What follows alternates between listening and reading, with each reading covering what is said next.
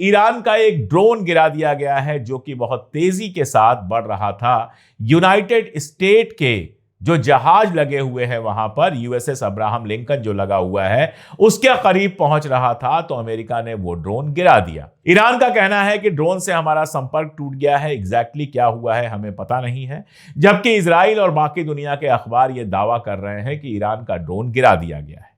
अब इसके पीछे क्या सच्चाई है, ईरान इसको कितना सीरियसली लेता है, यह देखने वाली बात होगी। लेकिन यह तो क्लियर है ही कि ईरान के ड्रोन आसमान पर उड़ रहे हैं और अमेरिका की जहाज पर नजर बनाकर रखे हैं, क्योंकि ईरान जानता है कि असल में अगर किसी के ऊपर भरोसा नहीं किया जा सकता तो वो है इजराइल। इजराइल एक ऐसा मुल्क है जिसके ऊपर भरोसा करना मतलब अपनी जान खतरे में डालना।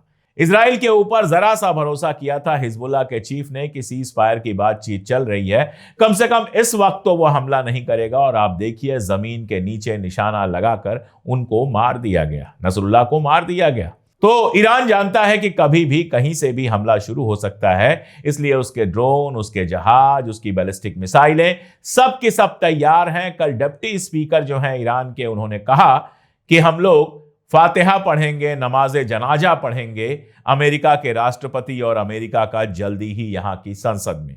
सीधी सी बात है कि ईरान जानता है कि बातचीत तो बहाना है, असल में लड़ाई अगर टल रही है तो इसलिए क्योंकि अमेरिका और इजराइल को यह भरोसा नहीं है कि जल्दी से वो ईरान को हरा पाएंगे। दोनों जानते हैं कि अगर ईरान के ऊपर हमला हुआ तो रीजनल वार में यह ट्रांसलेट होगा और इजराइल के लिए तबाही का सबब बन सकता है। इसलिए किसी तरह से वो टाल रहे हैं, वो इंतजार कर रहे हैं कि ईरान में एक दूसरा दौर शुरू हो जिसमें मोसाद और सीआईए के एजेंट सड़क पर तमाशा मचा सकें, जिसका बहाना बनाकर अमेरिका अटैक कर सके।